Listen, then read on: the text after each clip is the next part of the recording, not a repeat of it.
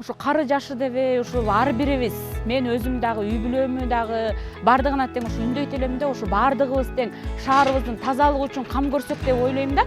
Себеп дегенде биз мен эле эмес, бардык эле жарандар азыр мына Каракол шаарында автобекетте турбайбызбы? Мен да өзүм дагы көп башка шаарларга, башка облустарга каттайм. Анан ушул автобекеттин айланасын көрүп туруп мындай зээним кейит да.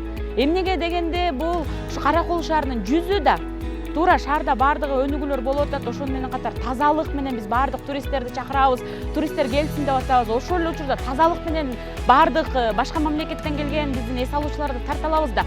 Анан ушул кир болуп турганы, таштанды турганы абдан зээнимди кейтет. Мунун башкы эле себебин мен айтып элем да, ар бир жаран өзүбүз артыбыздан тазаласак, мына азыр мен автоунаам жарым сааттан кийин кетет.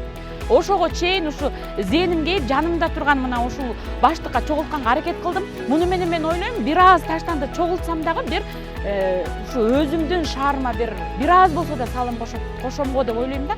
Азыр көрүп атпайбызбы, бардык эле сот тармактарда деле жеке өлкө башчыбыз дагы тазалык өндөйлү, ысык көзүн карайында сактайлы деп атат. Анан эмнеге ар бир жаран өзүбүздөн баштабайбыз?